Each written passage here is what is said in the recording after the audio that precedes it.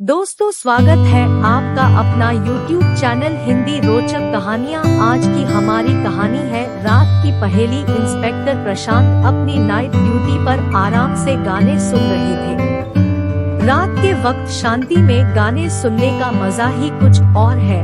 Inspector प्रशांत की अक्सर night duty होती थी जब लोगों की कंप्लेंट के बहुत ही कम आसार होते थे, लेकिन उस रात आराम उनके नसीब में नहीं था। वह आंखें बंद करके सस्ता रहे थे, तभी फोन की घंटी की आवाज से पुलिस स्टेशन गूंज उठा। इंस्पेक्टर प्रशांत, हेलो पुलिस स्टेशन। उधर से आवाज आई, हेलो सर, मैं मनोज बोल रहा हूँ। मेरे दादाजी कुछ बोल नहीं रहे और उनकी आंखें भी खुली है। प्रशांत, आप घबराइए नहीं, आप अपना पता बताइए, हम अभी आ रहे हैं। इंस्पेक्टर प्रशांत अपनी टीम के साथ बताई लोकेशन पर पहुंच गए। वह एक सोसाइटी थी जहां सभी लोग जगे हुए थे। प्रशांत जिस फ्लैट में गया उसका नंबर 202 था।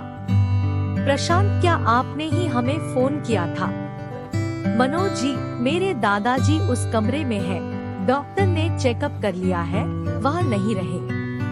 इंस्पेक्टर ने दूसरे कमरे में जाकर देखा तो वह तकरीबन 75 साल के एक वृद्ध पलंग पर पड़े थे, जिनकी आंखें खुली आसमान की ओर देख रही थी। साफ पता चल रहा था कि यह सामान्य मौत नहीं है। इंस्पेक्टर, क्या नाम है इनका? मनोज जी, श्रीकांत शर्मा। इंस्पेक्टर, आपको यह कब पता चला? मनोज, दरअसल मैं यहाँ नहीं रहता, मुझे दादाजी की देखभाल करने वाली माला ने फोन करके बुलाया था।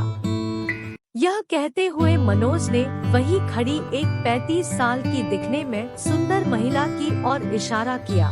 इससे पहले इंस्पेक्टर कुछ बोल पाता, वह महिला खुद ही बोल पड़ी। माला, दादाजी की देखभाल करने वाली। साहब, मैं तो दूसरे कमरे में सो रही थी। आधी रात को जब मैं बाबूजी को दवा देने के लिए आई तो मैंने यह सब देखा।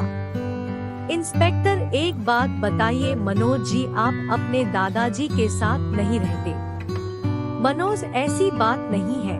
मेरे माता पिता के देहांत के बाद दादाजी ने ही मुझे पाला। मैं एक कारपोरेट कंपनी में काम करता हूँ, जिसकी वजह से मुझे अक्सर बाहर रहना पड़ता है। मैं वापसी में एयरपोर्ट पर ही था जब माला का फोन मुझे आया। इंस्पेक्टर, आपको किसी पर शक है? मनोज जी, इस फ्लोर पर 4 फ्लैट है, बाहर से किसी के आना तो मुश्किल ही है। सामने 203 में सुरेश जी अपनी वाइफ के साथ रहते हैं। दादाजी का उनसे ही बोल चाल था, आप उनसे पूछ सकते। इंस्पेक्टर, ठीक है, अगर आपको कुछ और याद आए तो जरूर बताना। इंस्पेक्टर सामने के फ्लैट में गए। इंस्पेक्टर, आपका नाम सुरेश है? सुरेश जी, लेकिन इसमें ना ही हमने कुछ किया है और नहीं हमें कुछ पता है। हमारी श्रीकांत जी से बहुत अच्छी बोल चाल थी, यह सब जानते हैं, आप किसी से भी पूछ लीजिए। इंस्पेक्टर, आप उनके बिल्कुल सामने के फ्लैट में रहते हैं, आपने कुछ तो देखा होगा। सुरेश जी, नहीं, आधी रात के वक्त भला किसी को क्या पता चलेगा।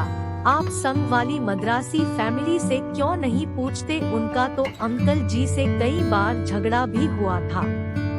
इंस्पेक्टर 201 में रहने वाली मद्रासी फैमिली के पास पहुँचे। क्या नाम है आपका? जी, मेरा नाम मुर्गन वाला है। इंस्पेक्टर, आपका 202 में रहने वाले अंकल जी के साथ क्या झगड़ा था? मुर्गन जी, हमारा इतना बड़ा झगड़ा नहीं था कि हम किसी की जान ले ले। असल में हम नॉनवेज खाते हैं, जो श्रीकांत जी को पसंद नहीं था। अब देखिए ना, हम अपने घर में कुछ भी खाते, किसी को क्या। इंस्पेक्टर, तो हमें उस दिन आपके डस्टबिन में से नींद की गोलियों के खाली रैपर कैसे मिले? और आपने मुर्गन फैमिली के बारे में तो बताया, लेकिन अपने बारे में बताना भूल गए। सुरेश जी, मैं समझ नहीं। इंस्पेक्टर, मैं समझाता हूँ। असलियत यह है कि आप शादी से पहले एक लड़की से प्यार करते थे। लेकिन फैमिली के दबाव में आपने किसी और लड़की से शादी कर ली। लेकिन एक दिन फिर वह लड़की आपकी जिंदगी में वापस आ गई। सुरेश, आप कैसी बात कर रहे हैं? क्या सबूत है आपके पास? इंस्पेक्टर, सबूत भी है और गवाह भी आ जाएंगे। वह लड़की कोई और नहीं बल्कि माला है। शादी के कई साल बाद जब अपने माला को श्रीकांत जी के घर में देखा तो आपके पुराने अरमान जाग गए। आप फिर से माला को पाना चाहते थे। माला भी अपनी शादीशुदा जिंदगी से खुश नहीं थी तो वह भी आपके झांसे में आ गई। सुरेश, अगर ऐसा है भी तो इसका अंकल ही की हत्या से क्या लेना देना? इंस्पेक्टर, लेना भी है और देना भी। आप जब भी माला से मिलना चाहते आप अपनी बीवी को नींद की दवा दे देते और दूसरी तरफ माला भी श्रीकांत जी को नींद की दवा दे देती।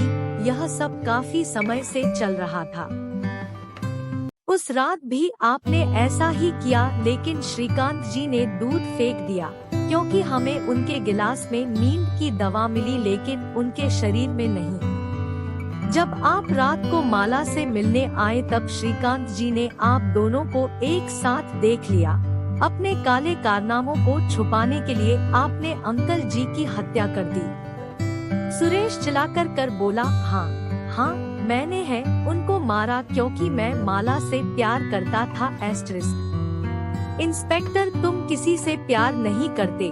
अगर तुम चाहते तो अपनी पत्नी को बता सकते थे। अगर वो तुम्हें तलाक भी से देती तो तुम माला को अपना सकते थे। लेकिन तुम दोनों को पाना चाहते थे। यह तुम्हारा प्यार नहीं कुछ और है। छोटी सी बात पर तुमने एक बुजुर्ग की जान ले ली। कानून तुम्हें इसकी सख्त से सख्त सजा देगा। इतना कहने के बाद कांस्टेबल ने सुरेश को गिरफ्तार कर लिया और गाड़ी में बिठा लिया। उसकी एक चाहत के चक्कर में 2 परिवार बर्बाद हो चुके थे। दोस्तों, आपको कहानी कैसी लगी कमेंट में जरूर बताएं। ऐसे ही हिंदी कहानियाँ देखने के लिए हमारे YouTube चैनल को सब्सक्राइब जरूर करें। Thank you for watching. दोस्तों, आपको कहानी कैसी लगी कमेंट करें। ऐसे ही और हिंदी कहानियाँ सुनने और देखने के लिए हमारे YouTube चैनल हिंदी रोचक कहानियाँ को लाइक, शेयर और सब्सक्राइब करें।